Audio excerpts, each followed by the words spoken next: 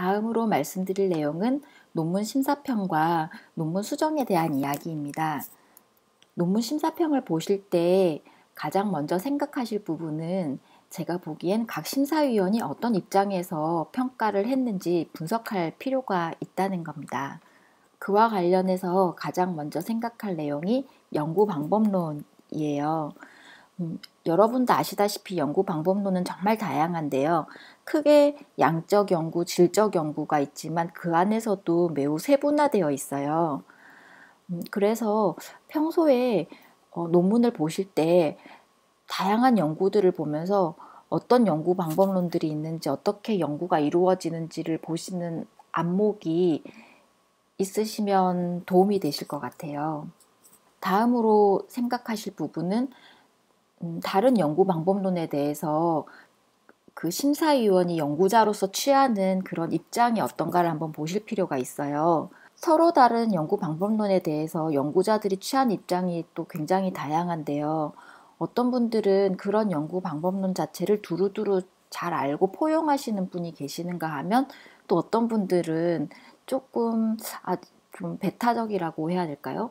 이런 거는 좀 본인이 보시기에는 이런 연구는 좀 아닌 것 같아. 이게 좀 강하신 분들이 계세요. 그래서 이런 다른 연구에 대해서 취하는 입장도 한번 살펴보시면 좋을 것 같아요. 그래서 이 두 가지를 통해서 여러분께서 하셔야 될 게 심사위원들의 어떤 평가에 대해서 감정적인 반응이 일어나는 건 너무 당연해요. 만약에 긍정적인 피드백을 받았으면 기분이 좋기 마련이고 부정적인 피드백을 받았으면 당연히 기분이 나쁘겠죠. 그렇지만 그것보다는 해당 심사위원이 어떻게 연구를 하고 어떤 학문적 배경을 가지고 있고 그리고 내 논문에 대해서 어떤 입장을 취하는지를 추측해 보시는 게 더 좋을 거라는 생각을 해요. 아마 그런 생각을 가지고 그 평가를 보신다면 그 평가에 대한 내용이 좀 달리 보이실 거다라고 저는 생각을 합니다. 다음으로 심사위원들의 심사평을 어떻게 반영할 것인지에 대한 전략을 세워야 되는데요.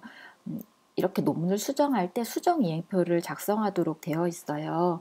수정이행표라는 거는 심사위원들이 각자가 수정할 내용들의 목록을 이렇게 주시는 거거든요. 그거에 대해서 내가 어떤 거는 어떻게 하겠다, 어떻게 했다라는 거를 이렇게 작성을 하는 그런 내용입니다.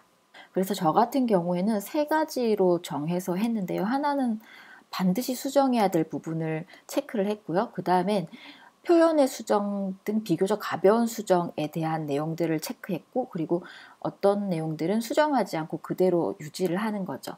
그랬을 때 전략을 세워야 되는데 저 같은 경우에는 두 가지 전략을 세웠어요.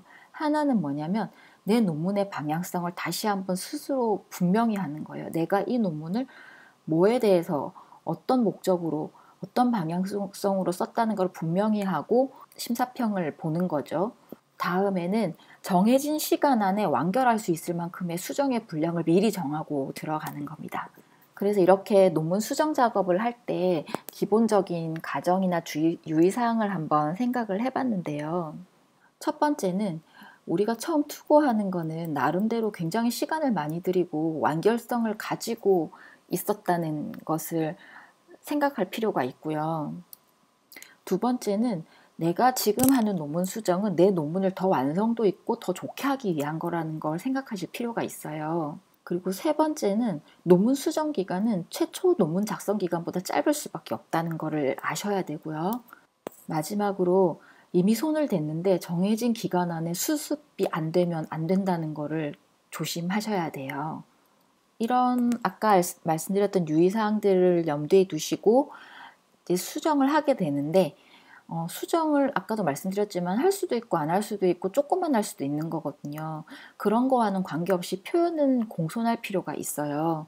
그 수정 이행표에 대한 말씀을 드리는 거예요. 그러나 그런 어떤 의견을 제시할 때 굉장히 좀 당당함은 유지할 필요가 있다라고 생각을 해요. 그래서 처음 시작할 때 논문 수정 이행표를 작성할 때 시작할 때 그 리뷰어들에게 감사 인사로 먼저 시작을 하는데 저 같은 경우에는 이런 말들을 포함을 시켰어요. 먼저 본 논문을 검토해 주신 리뷰어님들께 감사의 말씀을 드립니다. 라든지 그런 리뷰어님들의 조언을 통해서 저희들의 연구를 보다 다양한 시각에서 볼 수 있었습니다. 이런 내용들로 먼저 시작을 하는 거를 저희 지도 교수님께서 권해주셨어요.